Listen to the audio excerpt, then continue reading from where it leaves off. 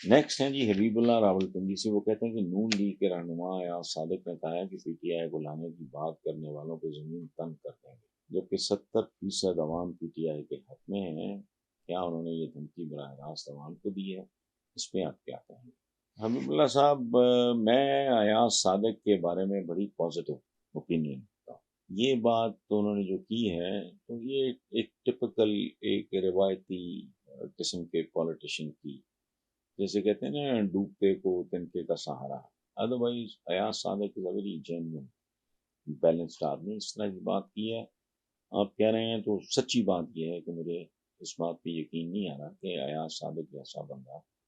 اس طرح کی ہلکی بات کر سکتا ہے۔ باقی جو آپ نے کہا ہے کہ 70% عوام پی ٹی آئی، تو اس میں وہ بات کرنے کی، ڈبیٹ کرنے کی، اور باقی دھمکی براہ راست عوام کو، تو وہ تو عوام کو دھمکی دی نہیں جا سکتی، یہ یاد رکھیں۔ شاعران، اللہ معاف کرے، فرعون تھا اپنے وقت، اس نے لکھا جب وہ ذلیل و خوار ہو کے ایران سے نکلا، در بدر دنیا میں ہوا جو بھی ہے، میں نہیں اس چیز میں جانا چاہتا کیونکہ وہ کوئی خوشی کی بات نہیں، تو اس نے لکھا ہے کہ گلی سے آنے والے پتھر کا، یہ سمبولک بات ہے، یہ نہیں کہ گلی سے پتھر نہیں آئیں گے کا جواب کسی کے پاس نہیں ہوتا۔ تو یہ دھمکی عوام کو دھمکیاں دینے والے، میرے لیے اٹس ڈیفیکلٹ ٹو بلیو کہ ایاز صادق جیسے بندے یہ بات کی ہوگی، لیکن اگر کی ہے تو بہت ہی بوگس بات۔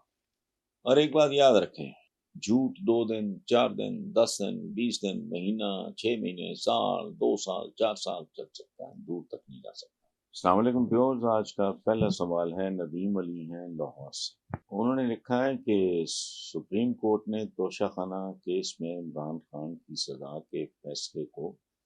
بادی النظر میں غلط قرار دے دیا ہے۔ ملک کے ماہر قانون دانوں نے بھی عمران خان کی رہائی کو ممکن قرار دیا۔ اگر عمران خان باہر آ کے الیکشن میں بھرپور حصہ لیتے ہیں تو اس الیکشن میں پی ٹی آئی کا مستقبل کیا ہو سکتا ہے؟ پہلی بات تو یہ ہے ندیم صاحب کہ بادی النظر، یہ لفظ بڑا امپورٹنٹ ہے، بادی النظر، اس پہ غور کریں اور اس کا انتظار کریں۔ بادی النظر یہ جسے کہتے ہیں نا کمپلیٹلی نو، غلط ہے، ایسا نہیں ہے، بادی النظر میں غلط کرا۔ اچھا، اب یہ ہے کہ دوسری بات جو آپ نے کی ہے وہ ہے کہ ملک کے ماہر ترین قانون دانوں نے بھی عمران خان کی رہائی کو ممکن کرا، تو ظاہر ہے اس کو میرے جیسا آدمی، میں تو قانون دان نہیں ہوں، میں نے اعتزاز احسن صاحب کی بھی باتیں سنی ہیں جو بہت بڑے لائر ہیں، بہت بڑے انٹلیکچوئل ہیں،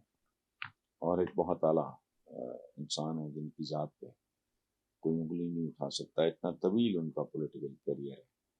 اور وہ ایک ایسے شخص ہیں پاکستان کی تاریخ میں شاید ان جیسا دوسرا بندہ نہیں ہے کہ سول سروس کے امتحان میں ٹاپ کرنے کے بعد انہوں نے پریکٹس کرنے کا فیصلہ کیا، یعنی قانون ان کا پیشن ہوگا۔ تو آپ نے کہا ملک کے بہت سے ماہر قانون دانوں نے، تو میرے نزدیک لطیف کوسا ہوں، یا میرے نزدیک تو most important, because Aitzaz Ahsan صاحب is not only top most lawyer but he is an intellectual, ان کی کتابیں کبھی آپ پڑھ کے دیکھیں، ہی از اے پوئٹ آلسو، کم لوگوں کو پتا ہے۔ اچھا، تیسری بات جو آپ نے کی ہے کہ اگر عمران خان باہر آ کے الیکشن میں بھرپور حصہ لیتے ہیں تو اس الیکشن میں پی ٹی آئی کا مستقبل کیا ہوگا، یہ تو اٹ از ریٹن آن دا وال۔ یہ پچھلے دنوں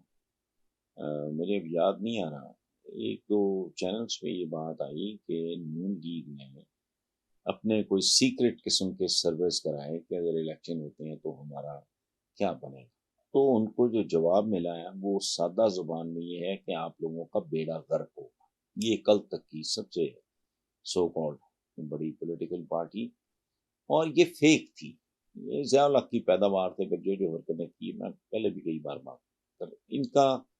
تو وجود ہی کوئی نہیں ہے۔ پیپلز پارٹی جہاں کھڑی ہے وہ آپ بھی جانتے ہیں، میں بھی جانتا ہوں، تو آبویسلی اور جو عمران خان کی جو پاپولیرٹی کا جو گراف ہے وہ بھی کسی بھی بات نہیں، مجھے اس پہ کوئی کامنٹ کرنے کی ضرورت نہیں ہے. تو اس سے آپ خود ہی اندازہ لگا لیں کہ پی ٹی آئی کا مستقبل کیا ہوگا اگر وہ الیکشن میں بھرپور حصہ لیتے ہیں. میرا ذاتی خیال یہ ہے کہ اگر بھرپور حصہ وہ ذاتی طور پہ نہیں بھی لے گا اور ایک فیئر ڈیل ہوتی ہے تو بارہ